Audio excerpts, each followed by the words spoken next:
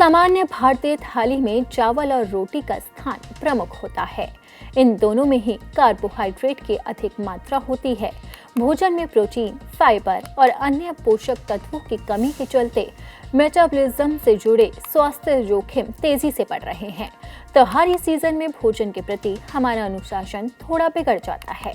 ऐसे में हमें ध्यान रखना है कि अगर दैनिक आहार में खराब गुणवत्ता वाले भोजन या कार्बोहाइड्रेट और सैचुरेटेड फैट का हम ज़्यादा इस्तेमाल करेंगे तो यह हमारी सेहत के लिए मुश्किलें पैदा कर सकता है।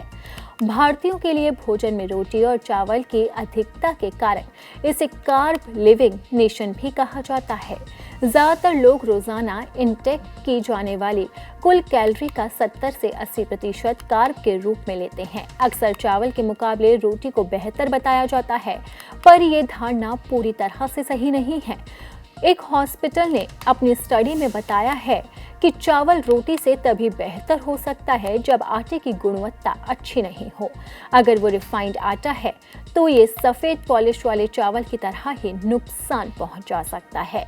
आपको बता दें कि ICMR का हालिया अध्ययन मेटाबॉलिज्म से जुड़ी दिक्कतों पर आधारित है। इसके अनुसार ज़्यादातर भारतीय सफ़ेद चावल और प्रोसेस्ड साबुत अनाज पर निर्भर हैं, जो इंसुलिन रेजिस्टेंस का जोखिम बढ़ाता है। बीते कुछ सालों में अगर जीवन शैली से जुड़ी परेशानियां सामने आई हैं तो इसका एक बड़ा कारण है भारतीयों के खान पान का गलत तरीका। अगर आप अस्वस्थ करने वाले कार्ब ले रहे हैं तो उस कार्ब को पचाने के लिए शरीर को ज़्यादा इंसुलिन की ज़रूरत होती है। अगर लंबे समय तक आप खराब गुणवत्ता वाले कार्ब जैसे कि सफ़ेद चावल, मैदे से बनी चीज़ें आपके भोजन का हिस्सा बन चुके हैं तो इंसुलिन की अनियमितता रिलीज होने लगती है। यही कारण है कि प्री डायबिटीज तेजी से बढ़ रहा है और लोग कम उम्र में ही डायबिटीज का शिकार हो रहे हैं।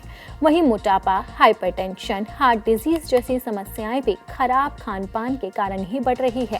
आमतौर पर भारतीयों के भोजन में रोटी चावल की मात्रा ज्यादा होती है। वहीं त्योहार में कार्ब के साथ शुगर, फैट की भी अधिक मात्रा हो जाती है।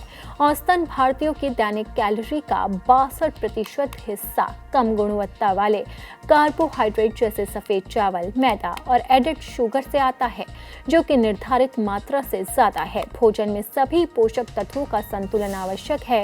दक्षिण पूर्व और पूर्वोत्तर भारत में सफ़ेद चावल ज़्यादा खाया जाता है, वहीं उत्तर और मध्य भारत में गेहूं का सबसे ज़्यादा इस्तेमाल किया जाता है।